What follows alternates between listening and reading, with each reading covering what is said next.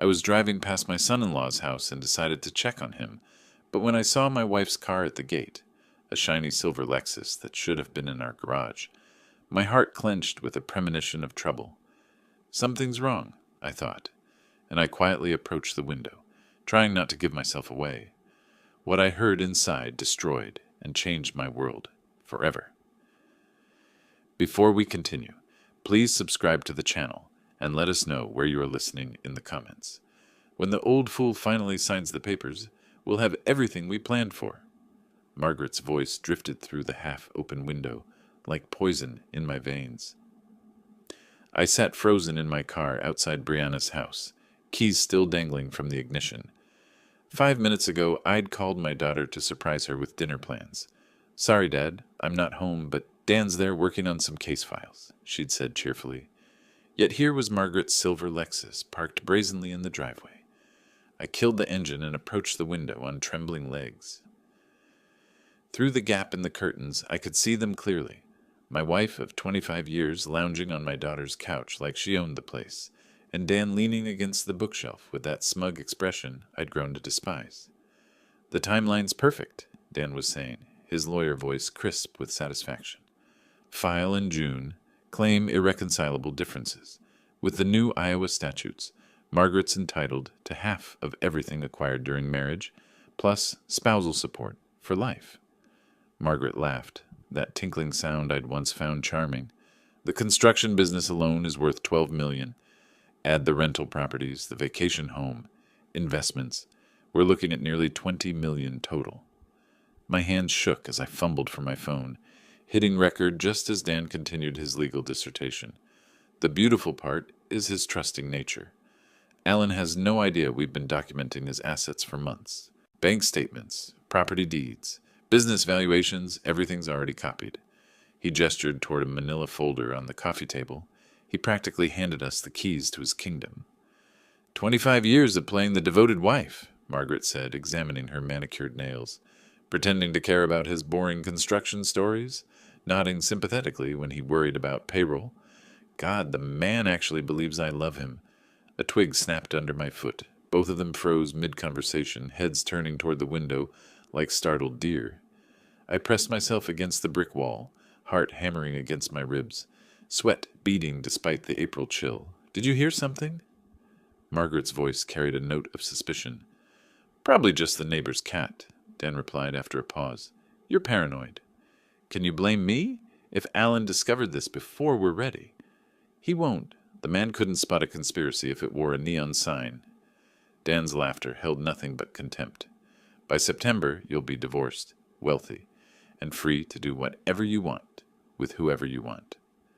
I forced myself to stay hidden until their conversation resumed, my phone capturing every venomous word. When I finally crept back to my car 15 minutes later, my entire world had shifted on its axis. 25 years of marriage reduced to a legal strategy session between my wife and son-in-law. The folder on that coffee table haunted me. Months of planning, documentation, preparation. While I'd been working 16-hour days to build our future, they'd been systematically mapping its destruction.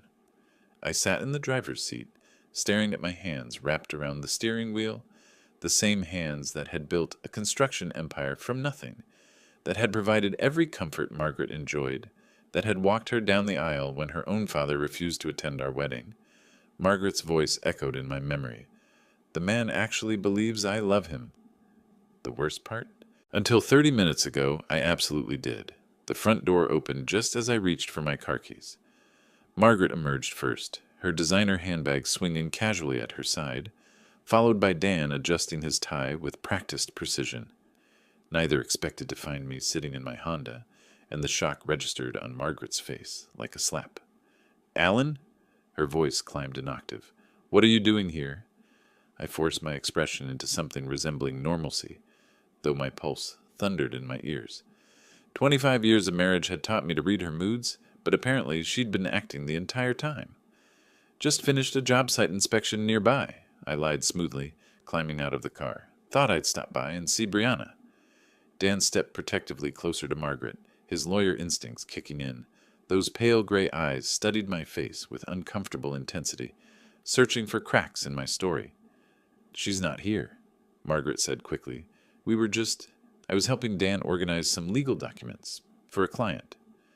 The lie rolled off her tongue with practiced ease. How many lies had I swallowed over the years without question? Oh? I kept my voice light, conversational. I thought you'd be at work until 6 today. Didn't you mention something about the Henderson proposal this morning? A flicker of panic crossed her features. I left early. Headache. Sorry to hear that. I turned to Dan with manufactured friendliness, working on an interesting case. Asset division, he replied without thinking, then caught himself. For a divorce client. Very complex financial situation. The irony would have been amusing if it weren't destroying my life. Margaret's eyes darted between Dan and me, calculating. How long have you been here, Alan? Just pulled up. Why? No reason, but her smile looked painted on. You seem tense. Everything okay? The woman who'd plotted my financial ruin for months was asking about my well-being. I almost laughed. Long day. You know how it is. I gestured toward Dan. Don't let me interrupt your work session. We were just finishing up, Dan said, his hand settling possessively on Margaret's lower back. The gesture seemed automatic. Intimate. How long had that been happening? Good timing, then. I pulled out my phone to check the time, making sure they could see the device. Neither reacted, but I caught Dan's eyes lingering on the screen. I should head home anyway. Dinner won't cook itself. Margaret's laugh sounded forced. I'll be along shortly. Just need to wrap up a few things here. Take your time. I opened my car door, then paused as if remembering something. Oh, Margaret. Dr. Patterson's office called about rescheduling your physical. Something about a conflict with your work schedule? Her face went blank for a split second, the look of someone whose lie had been exposed. Then she recovered with impressive speed. Must be a mix-up. I'll call them later. No worries. These things happen. I slid into the driver's seat, heart hammering. See you both later. As I backed out of the driveway, I watched them in my rearview mirror. They stood frozen until my car disappeared around the corner, then immediately moved closer together, heads bent in urgent conversation. The three-way dance of deception was complete. They suspected I might have overheard something. I knew they were planning to destroy me, and all of us were pretending everything was perfectly normal. Margaret would drive home separately, armed with explanations for her early departure from work and her presence at Dan's house. She'd probably arrived at a dozen reasonable justifications by the time she walked through our front door, but she didn't know about the recording on my phone. 43 minutes of crystal-clear audio that would change everything. I pulled into traffic, hands steady on the wheel for the first time in an hour. The shock was wearing off, replaced by something colder and more focused. They thought they were playing chess with a checkers player. They were about to discover their mistake. The 15-minute drive home passed in a blur of traffic lights and muscle memory. My Honda found its way into our circular driveway without conscious direction past the manicured gardens. Margaret insisted we pay someone else to maintain, past the fountain she'd commissioned for our 20th anniversary. I sat in the car for several minutes, staring at the house I'd built with my own hands in 1995. Every board, every nail, every carefully planned detail had been a love letter to the woman who was now plotting to steal it from me. The front door opened into silence that felt different now, not peaceful, but hollow. Margaret's presence had always filled these rooms with chatter about her day, complaints about neighbors, excitement over new purchases. Now I wondered how much of it had been performance. The wedding photo on the mantel caught my eye first. December 15th, 1987, Margaret radiant in ivory silk, me awkward in a rented tuxedo, both of us glowing with what I'd believed was genuine happiness. She'd been 22, working as a secretary at Morrison & Associates downtown. I was 37, my construction business finally turning real profit after 10 years of 12-hour days and instant noodle dinners. We'd met at the company Christmas party that year. Morrison was a client. I'd renovated their offices the previous spring. Margaret had laughed at my terrible joke about concrete mixers, a sound like silver bells that made my chest tighten with unexpected longing. When I asked her to dinner, she'd blushed and said yes. So quickly I wondered if she'd been waiting for me to ask. Our first date at Romano's Italian restaurant stretched until midnight. She listened with genuine interest, as I described my dreams of building something lasting, something that would outlive us both. Her eyes sparkled when I talked about the houses I wanted to create, the families I wanted to shelter. "You're not just building structures," she'd said, reaching across the table to touch my hand. "You're building homes." I'd proposed 6 months later. The kitchen table held our 25th anniversary card from last December, Margaret's handwriting still elegant in blue ink. "To my wonderful husband, thank you for making all my dreams come true. Here's to 25 more years of happiness. All my love, Margaret." All her love. The phrase tasted bitter now. I moved to the living room, where Brianna's baby pictures lined the built-in shelves I'd crafted during Margaret's pregnancy. June 8th, 1995. The day our daughter was born, Margaret exhausted but radiant, holding our red-faced miracle like she'd been created for motherhood. Those first years had been the happiest of my life. Margaret threw herself into being a mother with the same intensity she'd once brought to planning our wedding. Parent-teacher conferences, soccer games, birthday parties with elaborate themes. She documented every moment with fierce maternal pride. "You're the best father in the world," she'd told me the night Brianna graduated high school, tears streaming down her face as we watched our daughter accept her diploma. "She's going to do incredible things because of the foundation you gave her. The foundation I gave her. Not we. I. Had the cracks been showing even then? I sank into my leather recliner, the one Margaret always complained was too ugly for the formal living room, and let the memories wash over me. Our 10th anniversary cruise to Alaska, Margaret genuinely delighted by the glaciers and wildlife. Brianna's college graduation, all of us crying as she walked across the stage with her psychology degree. Christmas mornings filled with laughter and chaos. Margaret insisting on elaborate decorations that took weeks to install and one day to dismantle. When had gratitude transformed into entitlement? When had "thank you for providing this life" become "we deserve so much more"? The recording on my phone held the answer. Margaret hadn't loved me in years, possibly decades.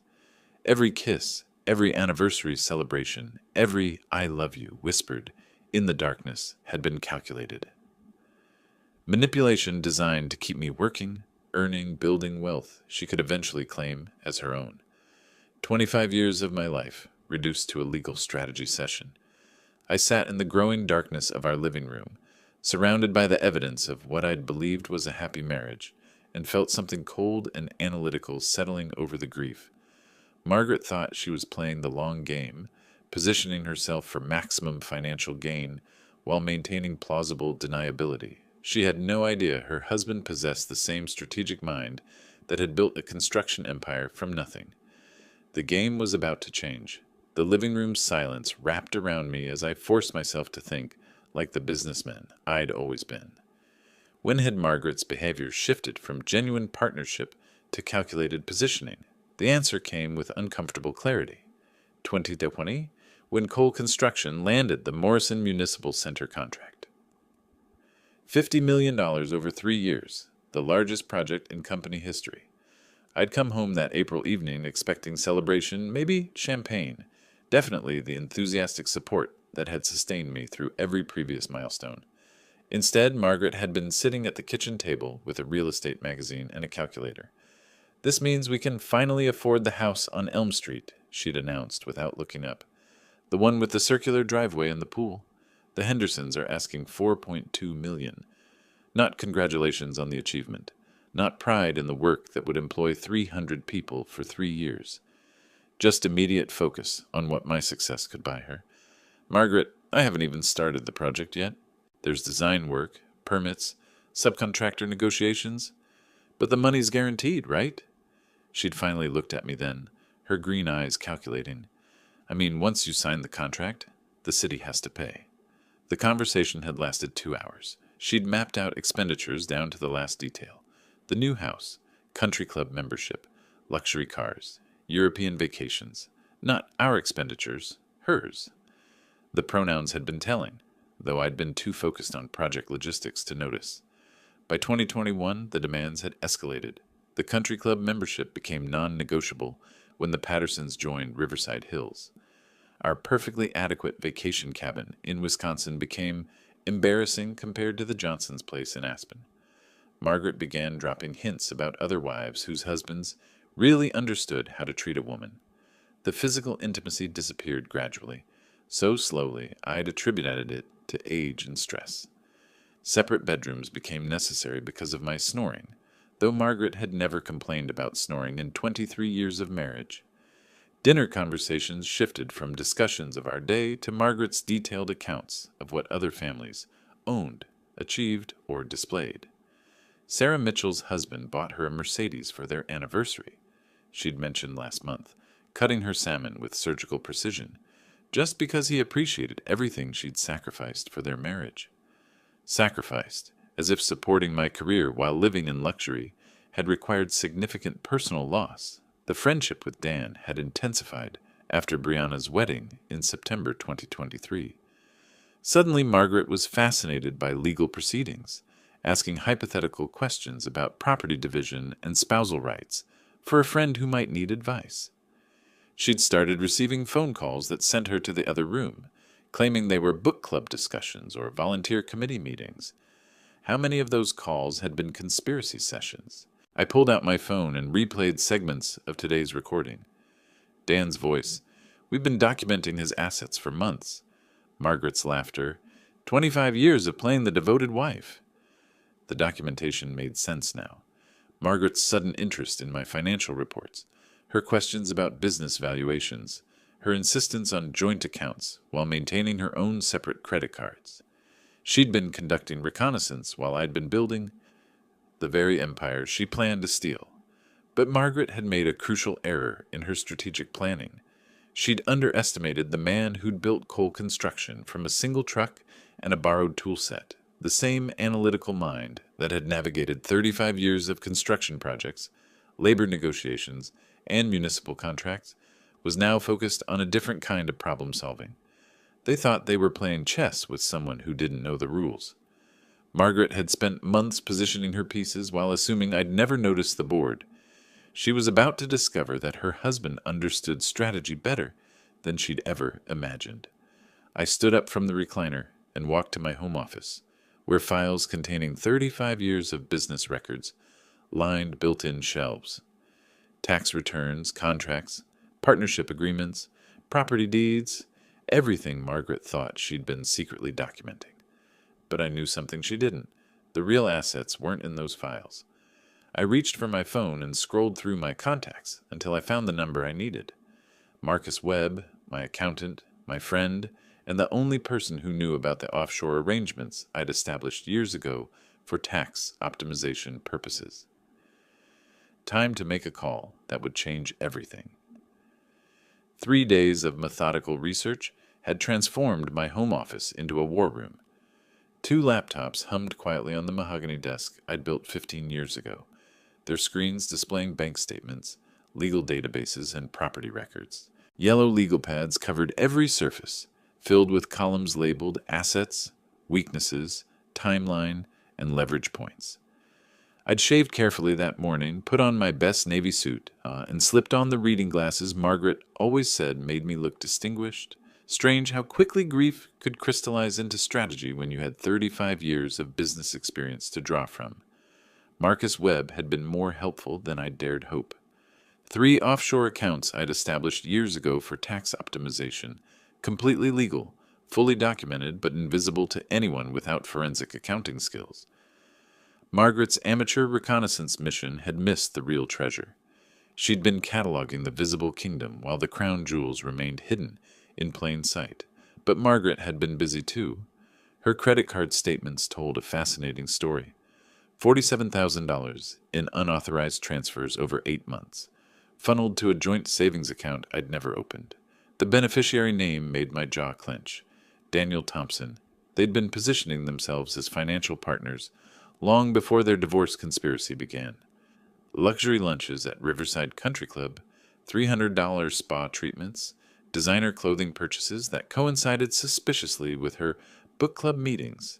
Every expense painted a picture of a woman preparing for a different life. The 8 out of 500 Herm Daughters handbag she'd bought last Tuesday carried particular irony, given that she'd complained about grocery costs just that morning. Dan's vulnerabilities proved even more illuminating. My construction industry contacts had been generous with information about Davenport's most ambitious attorney. The man who planned to steal my fortune was drowning in debt. $180,000 in student loans, an $8,500 monthly office lease chosen for image over prudence, and a growing reputation for cutting ethical corners when payment schedules got tight. Thompson's a sharp lawyer, Jim Morrison from Morrison Concrete had told me over coffee. But he's got champagne tastes on a beer budget. Owes 3 of my subcontractors nearly 25 grand total. Always promises payment next week and then disappears when the bills come due. The State Bar Association's website revealed 2 dismissed ethical complaints in the past year, both involving client fund mismanagement. Dismissed, but documented. In legal circles, even unsuccessful complaints left stains on professional reputations. I leaned back in my leather chair, surveying the intelligence gathered over 72 hours of patient investigation. Margaret and Dan had underestimated their opponent catastrophically. They'd seen a trusting husband who worked long hours and rarely questioned household expenses. They'd failed to recognize the analytical mind that had built Cole Construction from a single truck into a $12 million enterprise. The phone rang, jarring me from my strategic reverie. Brianna's name flashed on the screen. "Hey, sweetheart." I kept my voice warm, normal. "How's your day going?" "Dad, I need to ask you something." Her tone carried the careful neutrality she used with troubled patients. "Is everything okay between you and Mom lately? There's been this weird tension whenever I'm around both of you." My hand tightened on the phone. How much did she know? How much had Dan told her about their conspiracy? What makes you ask? "Little things. Mom seems stressed about money, which is strange since business has been so good. And Dan keeps asking weird questions about your company structure, like how the partnerships work and who controls what assets." She paused. "It feels like they're fishing for information, but I can't figure out why." Fishing for information? My daughter's psychology training had detected the predatory behavior her mother and husband thought they'd hidden. "Probably just curiosity about how the business world works," I said carefully. "Your mom's always been interested in financial security?" "Maybe." But Brianna didn't sound convinced. "Dad, if something was wrong, I mean really wrong, you'd tell me, right?" The question hung between us like a loaded weapon. Tell her what? That her mother was planning to destroy me financially? That her husband was orchestrating the whole conspiracy? That the family she'd trusted her entire life was built on lies? "Of course, sweetheart, but everything's fine. Just the usual business pressures." After we hung up, I sat staring at my research notes. Dan had been pumping my daughter for information about my business structure. The scope of their intelligence-gathering operation was broader than I'd realized. Time to make sure they got exactly the information I wanted them to have. I was still processing Brianna's warning about Dan's fishing expedition when my secure phone line rang. Sarah Chen, my accountant for 12 years, her voice crisp with professional efficiency. "Alan, I've got the asset protection documents ready for signature. When you mentioned wanting to update estate planning, I took the liberty of researching optimal structures." A pause. "This is about more than estate planning, isn't it?" "How perceptive of you. 28 years in forensic accounting teaches you to read between the lines. Should I ask what kind of threat we're protecting against?" "The domestic variety." Sarah's silence spoke volumes. She'd handled 3 divorces for my construction crew supervisors. She knew the landscape. "I'll have everything ready by noon," she said. "The business assets will be completely insulated from any personal legal action. Whoever's planning to take a run at your personal finances won't even see the real money." By 10 a.m., I was sitting across from Tom Bradley, president of First National Bank and my golf partner for 15 years. The mahogany conference room smelled of coffee and leather, familiar territory where I'd negotiated dozens of construction loans. "Account security review," I said, sliding documents across the polished table. "I need all joint access points verified and temporarily frozen pending identity confirmation." Tom's eyebrows rose slightly. "This is comprehensive, Alan? Every joint account, credit line, and automatic payment system?" "Every single one." "May I ask?" "You may not."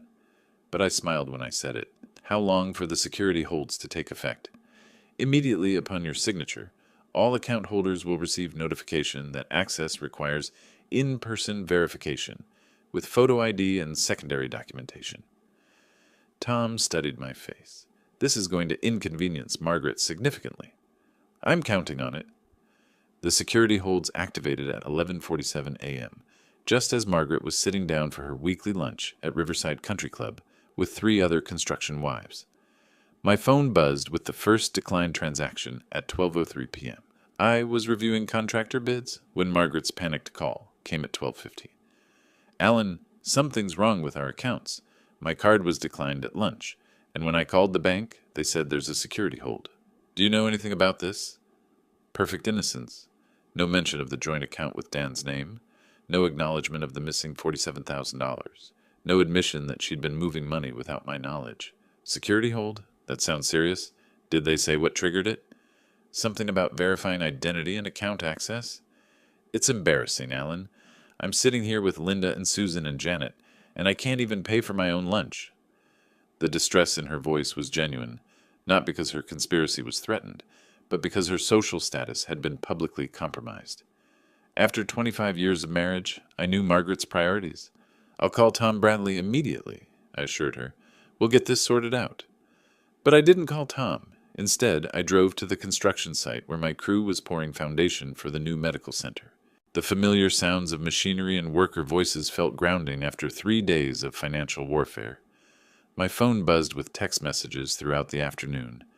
Margaret, 1:47 p.m. Still can't access any accounts. This is ridiculous.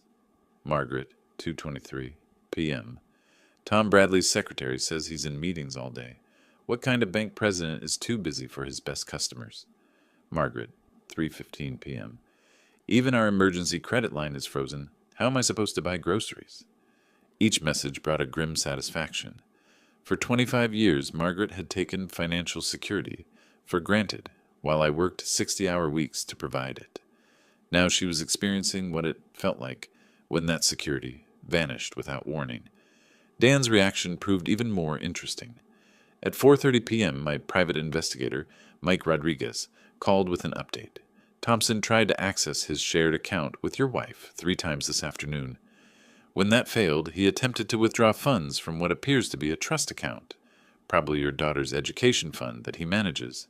That one's frozen too, per your instructions. His demeanor? Angry phone calls to bank representatives, threats about legal action, demands to speak with management. Classic overconfident attorney discovering his leverage has evaporated. By 6 p.m. I was home, reviewing the day's financial battlefield from my office. Every shared account frozen, every joint credit line suspended, every automatic payment system requiring my personal authorization. Margaret's access to 25 years of accumulated wealth had been reduced to whatever cash she carried in her purse. The security measures were completely legal. A husband protecting marital assets, pending estate planning review. Tom Bradley would confirm that standard banking protocols had been followed precisely. But Margaret and Dan would understand the message perfectly. The man they'd planned to financially ambush was no longer playing defense. My phone rang at 6:47 p.m., Margaret's number, but the voice that answered would be desperate now, not manipulative. Time to see how quickly conspirators turned on each other when their plans started crumbling. The after-hours security guard at Thompson & Associates barely looked up as Margaret rushed through the lobby at 7:15 p.m., her heels clicking frantically on the marble floor. I knew this because Mike Rodriguez had positioned himself in the coffee shop across the street with a clear view of the building entrance. The frantic call Margaret had made from our driveway, "Dan, we need to talk immediately. Something's gone terribly wrong," had been loud enough for our next-door neighbor to overhear. Not that Margaret cared about discretion anymore. On the 14th floor, Dan's corner office glowed with emergency session intensity. Through his window, anyone with binoculars could see 2 figures hunched over a conference table covered with documents, their body language screaming crisis management. He knows. Margaret's voice carried through the building's older ventilation system to the accounting firm next door, where Mike's contact maintained an office. Alan knows something, and he's cutting off everything. I couldn't even buy gas for my car. Dan's response was sharp, professional, his litigation voice engaged. The timing isn't coincidental. 3 days ago, you said he showed up unexpectedly at Brianna's house, right when we were discussing strategy. He must have overheard something. How much could he have heard? Enough to understand we're not playing around. Papers rustled as Dan reviewed documents. Margaret, we need to assume he recorded our conversation. Everything we said about assets, timeline, strategy, all of it potentially documented. The silence that followed spoke volumes. Two conspirators, realizing their victim had been several moves ahead, while they'd congratulated themselves on their cleverness. What do we do? Margaret's voice had lost its earlier confidence. We accelerate everything. No more gradual approach, no more careful positioning. Monday morning, I file for emergency divorce proceedings with immediate spousal support. We claim Alan is engaging in financial abuse by restricting your access to marital assets. Financial abuse? Margaret's tone sharpened with interest. That sounds legally compelling, Dan finished. We paint him as a controlling husband who uses money to manipulate and intimidate. The frozen accounts become evidence of his abusive patterns, not defensive strategy. More rustling papers, the sound of a legal mind shifting into full attack mode. I'll need you to document instances of emotional abuse, financial control, intimidation tactics. Think back over your marriage. Anytime Alan made financial decisions without consulting you. Anytime he questioned your spending. Anytime he used money to influence your behavior. That's going to be difficult, Dan. Alan's never been controlling about money. If anything, he's been too generous. Then we reframe generosity as manipulation. His providing for you becomes evidence that he created financial dependency to maintain control. Every gift, every luxury, every comfortable lifestyle choice becomes proof of his systematic isolation strategy. The breathtaking audacity was impressive in its scope. They were planning to weaponize 25 years of Alan's dedication and generosity, twisting every act of love into evidence of abuse. What about Brianna? Margaret asked. She's not going to automatically take my side. Her psychology training makes her skeptical of everything. That's actually perfect. Dan's voice carried the satisfaction of a man who'd found his closing argument. Brianna's hesitation to support you immediately becomes evidence of how thoroughly Alan has manipulated family dynamics. We position her psychology training as something Alan exploited to turn his own daughter against her mother's emotional needs. You want to make our daughter a witness against her father? I want to save your financial future, Margaret. Brianna's professional training means her testimony carries extra weight. If she expresses any concern about family dynamics, we frame it as expert psychological opinion, confirming Alan's manipulative patterns. The plan was elegant in its comprehensive evil. Turn the daughter's professional skepticism into evidence against the father. Reframe every act of love as manipulation. Transform defensive financial protection into proof of abuse. Monday morning, Dan continued, I file for emergency restraining orders preventing further asset movement, immediate spousal support of $15,000 monthly, and temporary exclusive occupancy of the marital home. By Wednesday, we'll have him painted as an abusive husband who needs court supervision to prevent further financial intimidation. And if he fights back, then we escalate harassment charges if he contacts you directly, stalking allegations if he investigates our activities, emotional abuse claims if he questions any of our accusations. Dan's voice carried cold satisfaction. The beauty of domestic abuse law is that denial becomes evidence of guilt. The harder he fights, the more controlling he appears. Margaret's laughter held no warmth. Poor Alan, he has no idea what he's unleashed. 25 years of playing the trusting husband, time to teach him that nice guys finish last. They spent another hour coordinating their stories, establishing secure communication methods, and preparing for what Dan called total legal warfare. Every conversation, every interaction, every financial transaction would be documented as evidence of Alan's systematic abuse pattern. The conspiracy had evolved from simple asset grab to character assassination campaign designed to destroy not just Alan's finances, but his reputation, his relationship with his daughter, and his standing in the community he'd helped build for 3 decades. As Margaret finally left the building at 9:30 p.m., her phone was already buzzing with Dan's first strategic text. Remember, You're not an angry wife anymore. You're a terrified victim finally finding courage to escape your abuser. The war had officially begun. Saturday morning found Margaret and Brianna at Caf Luna, the bistro where they'd shared monthly mother-daughter brunches for 5 years. Margaret had chosen their usual corner table. Intimate, private, perfect for confidential conversations. But this time she'd positioned herself as a woman, seeking her daughter's professional help, rather than maternal support. "Brianna, I need to talk to you about your father." Margaret's voice carried carefully calibrated vulnerability. I think something's wrong with him mentally." Brianna set down her coffee cup with the deliberate precision she used when shifting into therapist mode. "What kind of wrong, Mom?" "Controlling behaviors, paranoid thinking. He's been restricting my access to our accounts, claiming it's for security reasons, but—" Margaret let her voice trail off, allowing her daughter's imagination to fill the blanks. "How long has this been going on?" "Months, maybe longer. I just attributed it to work stress. But yesterday he completely froze me out of every account we share. I couldn't even buy lunch." Brianna leaned forward, her psychological training engaged despite personal involvement.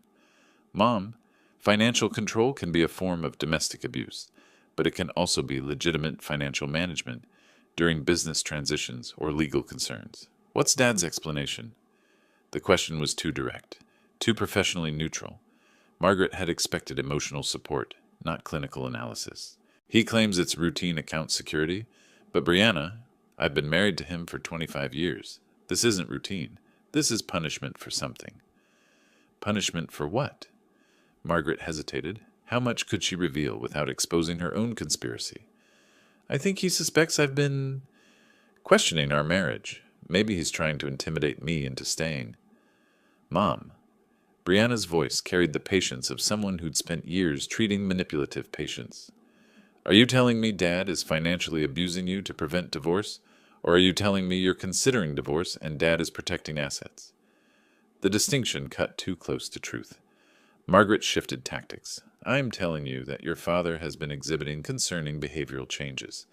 And as a psychologist, I thought you might have insights about what's happening." As a psychologist, I'd say that major behavioral changes usually have identifiable triggers.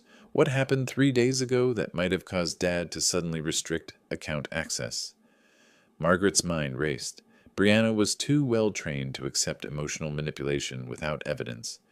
Every question revealed the gaps in Margaret's victim narrative. "I don't know what triggered it. That's what scares me." But Brianna was studying her mother's face with clinical detachment, reading microexpressions and verbal inconsistencies with professional skill. "Mom, are you asking for psychological advice? Or are you asking me to take sides in a marital conflict?" The blunt question shattered Margaret's manipulation strategy. Her daughter wasn't going to provide the emotional support that would validate her victim narrative. "I'm asking you to help me understand what's happening to our family.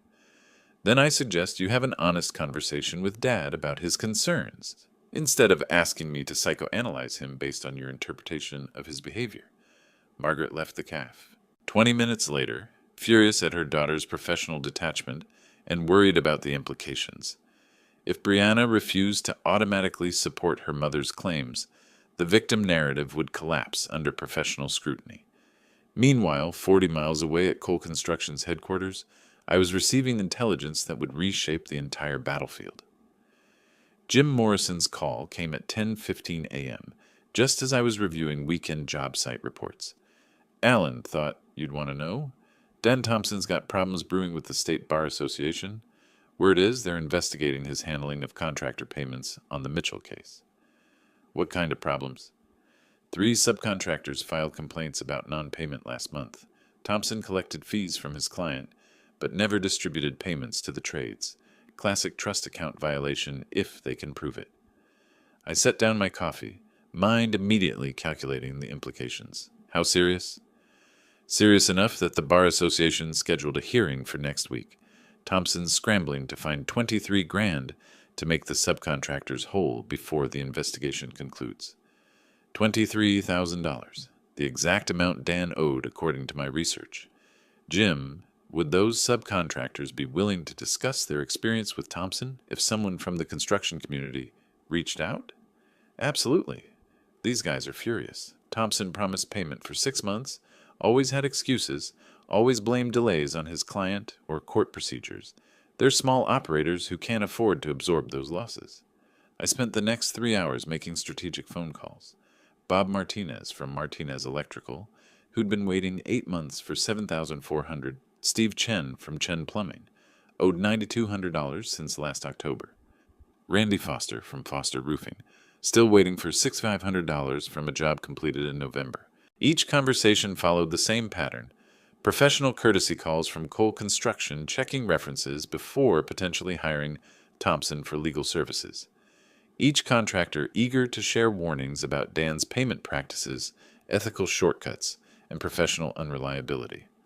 By 1 p.m., I had documented evidence of Dan's systematic pattern of using client trust accounts as personal banking, violating state bar regulations, and misleading subcontractors about payment timelines. At 2:30 p.m., I called the State Bar Association's ethical complaint hotline. I'd like to file a formal complaint about attorney misconduct, I told the intake specialist. Daniel Thompson has engaged in a pattern of client trust account violations and has made misleading representations to construction industry professionals. The complaint form asked for detailed documentation. I provided contractor names, amounts owed, timeline of misrepresentations, and evidence of Dan's systematic abuse of client funds. 3 additional contractors agreed to serve as witnesses if needed. By 4 p.m., Dan's law office was receiving calls from the Bar Association about expedited investigation procedures and mandatory hearing attendance. His professional reputation, the foundation of his conspiracy against me, was now under formal ethical review. At 4:47 p.m., my phone buzzed with a text from Mike Rodriguez. Thompson just left his office carrying 3 boxes of files, heading toward his car. Want me to follow? No need, I typed back. I know exactly where he's going. Dan would be driving straight to Margaret, panic overriding his usual caution. The conspiracy that had begun with confidence and careful planning was about to become a desperate scramble for survival. Let them panic. Let them make mistakes. The real war was just beginning. 2 days of professional crisis had given Brianna time to process everything she'd learned. The drive to Cole Construction's headquarters felt like traveling toward a reckoning she'd been avoiding her entire adult life. My office building stood solid against the April sky. Brick and steel and honest workmanship, everything Dan's glass tower pretended to be but wasn't. Sarah, my secretary for 8 years, greeted Brianna with the warmth reserved for family members, who actually showed up to job sites and company picnics. He's expecting you, honey. Go right in. I stood when she entered, reading her body language with the careful attention I'd learned from watching Margaret's moods for 25 years. But Brianna carried herself differently. Professional posture, clinical distance, the bearing of someone who'd made difficult decisions. Dad, we need to discuss what's happening between you and Mom. Her voice held the careful neutrality she used with troubled patience. I've spent 2 days analyzing the situation, and I need to understand your perspective. What's your mother told you? That you're exhibiting controlling behaviors, financial manipulation, possible emotional abuse. She sat across from my desk, hands folded precisely. She wants me to support her victim narrative using my professional credentials. The clinical language was jarring coming from my daughter, but I recognized her strategy. Distance herself emotionally to evaluate facts objectively. And what do you think? I think Mom tried to manipulate me the same way she's apparently been manipulating you. Brianna's green eyes, so much like Margaret's, but clearer somehow, studied my face. Show me the evidence, Dad. I need to hear what you heard. I hesitated. Once I played that recording, there would be no protecting her from the truth about her mother and husband. But Brianna was 30 years old, a licensed psychologist, capable of handling reality. I pressed play on my phone. Margaret's voice filled the office. When the old fool finally signs the papers, we'll have everything we planned for. Brianna's expression didn't change for the first minute. Professional detachment held as she listened to her mother mock 25 years of marriage, heard Dan calculate legal strategies for maximum financial damage, absorbed their cold discussion of timeline and asset division. But when Margaret said, 25 years of playing the devoted wife, Brianna's composure cracked slightly. Her hands clenched once, then relaxed. The recording ended. Silence stretched between us like a bridge neither wanted to cross first. How long have you known? She asked finally. 6 days. I overheard this conversation at your house last Tuesday. And you've been... what? Building a defense strategy while pretending everything was normal? Something like that. She leaned back in her chair, processing. Mom asked me to evaluate your mental state. She wanted me to provide professional opinion that you were exhibiting abusive patterns. What did you tell her? That I couldn't ethically assess someone without proper evaluation, that her claims seemed inconsistent with your established behavioral patterns. Brianna's voice carried a note of anger now. She tried to use my training as a weapon, Dad, against you and against professional standards. The weight of betrayal, not just mine but hers, settled between us. I'm sorry you've been dragged into this, sweetheart. I'm not. Her tone sharpened with resolve. I'm glad I know the truth. The question is, what happens now? I studied my daughter's face.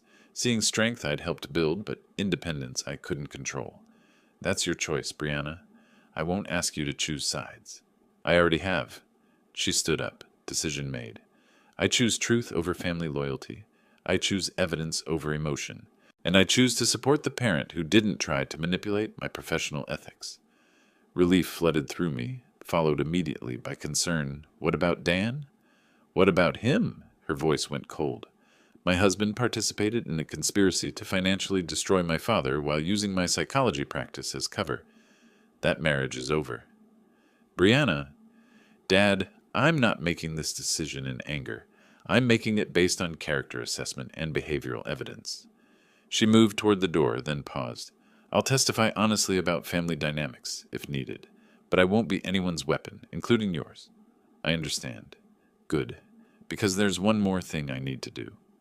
She left my office with the determined stride of someone who'd found moral clarity in a situation designed to destroy it. 20 minutes later, she'd be walking into her own home to confront the man who'd betrayed not just me, but the professional ethics she'd spent years building. I sat alone in my office, surrounded by the evidence of 35 years of honest work, and felt something I hadn't experienced since this nightmare began. Hope that truth might actually matter. Brianna's key turned in the lock at 7:30 p.m., and Dan's startled expression revealed he hadn't expected her home early. He sprawled on our living room couch, legal documents scattered across the coffee table, a half-empty whiskey bottle within reach. We need to talk, I announced, setting my purse down with deliberate precision. Rough day? He didn't look up from whatever case file he was pretending to review. The Barrett deposition got postponed again. I know about the conspiracy, Dan. His head snapped up. The careful lawyer's mask slipped, revealing something desperate underneath. What conspiracy? The one where you and my mother planned to financially destroy my father, while using my psychology credentials to support false abuse allegations. I remained standing, maintaining advantage. I heard the recording. Every word. He set down his whiskey glass with exaggerated calm. Brianna, I think you're misunderstanding. 25 years of playing the devoted wife. Sound familiar? The color drained from his face. Dan Thompson, who could argue cases before the state Supreme Court, suddenly looked like a man watching his world collapse. How much did you hear? Everything. Asset division strategy, timeline, your fee calculation, Mom's performance reviews. I sat across from him, maintaining professional distance. Was our entire marriage part of this plan? 3 days later, Margaret discovered that social destruction moved faster than legal proceedings. The Riverside Country Club's dining room buzzed with Saturday brunch conversation, but clusters of women fell silent as she approached their tables. Linda Patterson, her bridge partner for 5 years, became fascinated by her eggs, Benedict, when Margaret stopped to say hello. Susan Morrison claimed an urgent phone call rather than continue their conversation. By the time Margaret reached her usual table, she understood that the conspiracy had become public knowledge. Margaret, dear. Janet Crawford's voice carried false sweetness. We missed you at the planning committee meeting yesterday. What meeting? I wasn't informed. Oh, didn't you get the message? We had to make some organizational changes. You understand. Margaret was beginning to recognize the pattern. Phone calls not returned. Invitations rescinded. Social doors closing with whispered efficiency. Meanwhile, I conducted my own campaign with considerably more success. 35 years of honest dealing had earned me credibility that no legal maneuvering could destroy. My lunch with Tom Bradley at the bank proved strategically productive. I shared concerns about family difficulties with just enough detail to establish facts without appearing vindictive. Margaret and our son-in-law apparently developed concerning plans regarding our assets. I mentioned over coffee. I've had to implement protective measures. Tom's response was exactly what I'd hoped for. Professional understanding mixed with personal sympathy for a friend dealing with family betrayal. The Chamber of Commerce board meeting that evening proved equally valuable. When Jim Morrison asked about Margaret's absence from the recent fundraising dinner, I explained with genuine sadness about marriage difficulties that have come to light. Sometimes you discover people aren't who you thought they were, I said, allowing disappointment to show. 25 years of marriage, and it turns out she was planning. Well, I'm grateful I found out when I did. By Sunday evening, Margaret's social isolation was complete. The country club membership committee scheduled a routine review of her status. The charity board accepted her resignation from positions she'd never submitted. Dan's professional collapse accelerated alongside Margaret's social exile. 3 major clients terminated relationships, citing concerns about judgment and ethical standards. The Miller Industries account, worth $200,000 annually, sent a formal letter expressing loss of confidence in counsel's professional discretion. Margaret's frantic Sunday night call to Dan carried desperation I could hear through their apartment's thin walls. Everyone knows Dan. Everyone. I can't show my face anywhere in this town. We'll file emergency motions Monday morning. Force Allen into defensive position. Before what? Before you lose your law license? Before I move back to my sister's house in Minnesota? Their mutual recrimination session lasted until midnight, 2 conspirators discovering that shared guilt wasn't the same as shared solutions. Tomorrow would bring their last desperate gambit. I was ready. Monday morning found Margaret in Linda Hawthorne's downtown office, a divorce attorney whose reputation for scorched earth tactics had earned her both notoriety and high fees. The glass conference room overlooked the courthouse where Margaret hoped to destroy me, but the lawyer's expression suggested limited optimism. Mrs. Cole, I've reviewed your materials. Linda's voice carried professional skepticism. Your husband's financial protective measures appear legally sound. Joint account holders have rights to restrict access during marital discord. But it's financial abuse! Margaret's desperation leaked through her victim persona. He's controlling every aspect of my access to money we earned together. Money he earned, according to tax records spanning 25 years. Linda consulted her notes. Your income contributions appear minimal. You haven't been employed outside the home since 1989. Margaret's face flushed. Being a homemaker had represented luxury and security. Now it looked like evidence of dependency. What about emotional abuse, intimidation tactics? What specific incidents can you document? The question hung in the air. Margaret had spent sleepless nights trying to construct believable abuse patterns from 25 years of Alan's genuine consideration and generosity. He's controlling about money, always has been. Can you provide examples of threats, physical intimidation, isolation from family or friends? Well, no, but Mrs. Cole, domestic abuse cases require evidence. Has your husband ever threatened you physically, prevented you from leaving the house, monitored your communications? Each question struck holes in Margaret's fabricated narrative. Alan had never raised his voice in anger, never restricted her activities, never questioned her friendships. 10 blocks away, Dan discovered that bar association investigations moved with bureaucratic efficiency when they wanted answers. Monday morning's ethics committee call carried implications beyond contractor payment delays. Mr. Thompson, we've received additional complaints regarding your handling of client trust accounts, specifically allegations that you've been using client funds for personal expenses, pending case resolution. Dan's hand tightened on the phone. Those allegations are unfounded. I've always maintained proper accounting.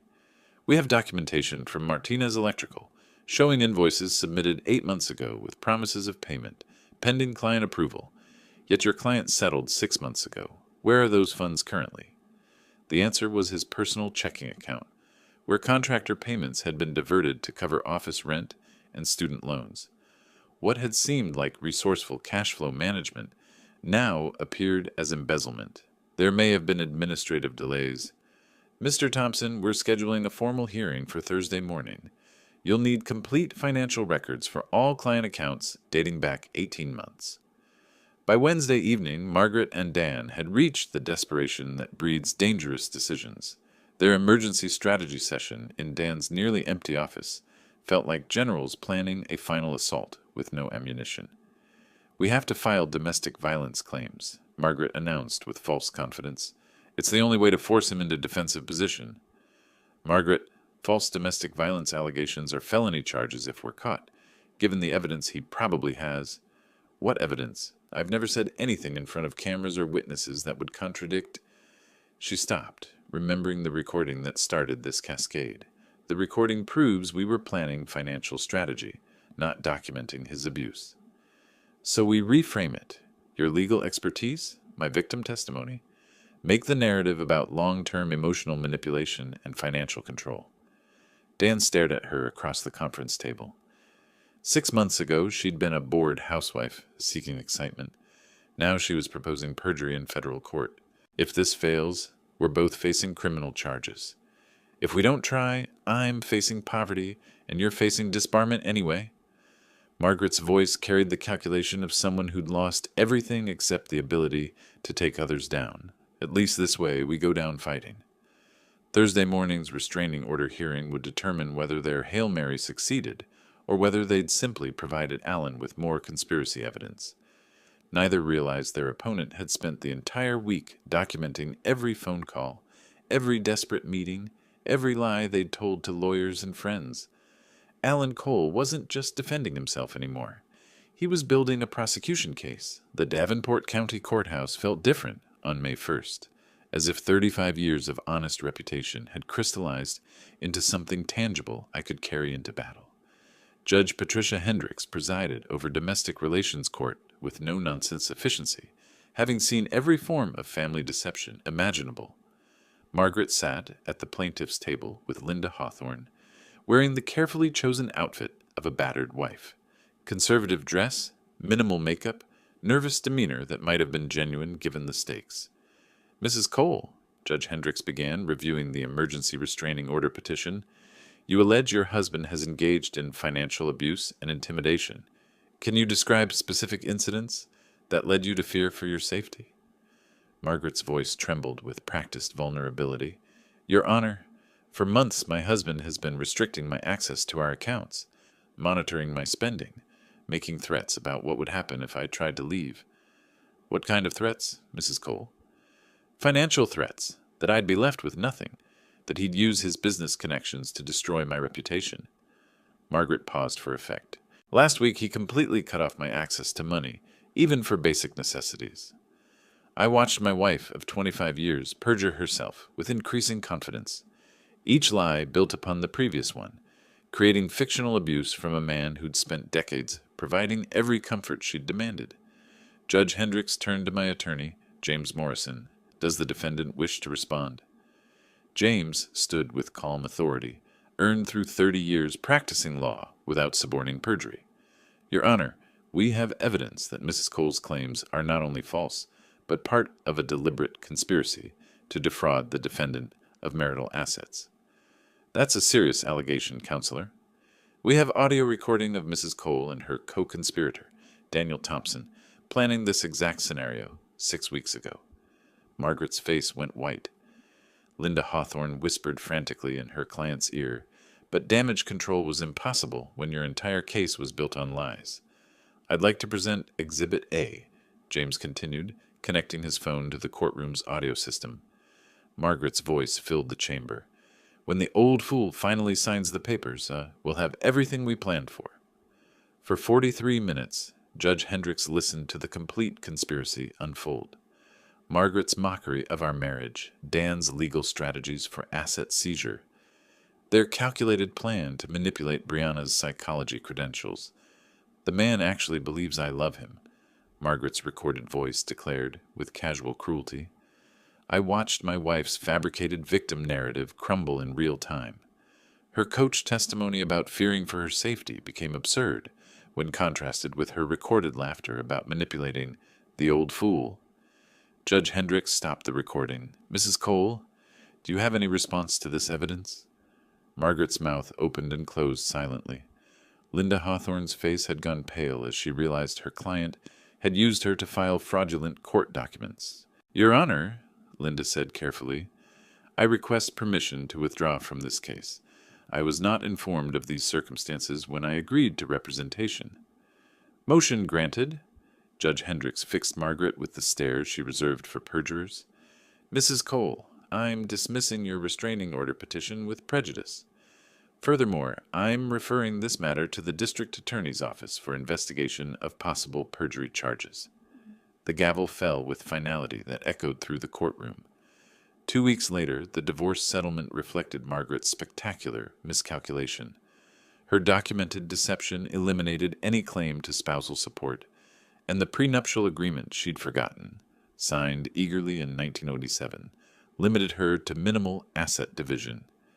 Dan's law license suspension became permanent revocation when the Bar Association discovered $127,000 in missing client funds. Last I heard, he'd moved to Nebraska and was working as a paralegal.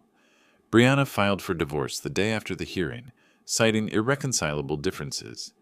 She's building a new practice focused on family therapy, with particular expertise in recognizing manipulation patterns. 6 months later, Margaret works retail at the same mall where she once spent my money on luxury items. The irony isn't lost on either of us. I rebuilt Cole Construction's reputation stronger than before. The community's support during my family difficulties translated into new contracts and deeper business relationships. The house feels different now, quieter but honest. No more performed conversations or calculated affection. Just the sound of rain on windows I built with my own hands, in a home that's finally mine again. Margaret had been right about one thing. I really had believed she loved me. Now I know the difference between love and performance. If you like this story, please like this video, subscribe to the channel, and share your impressions of this story in the comments. To listen to the next story, click on the box on the left. Thank you for watching.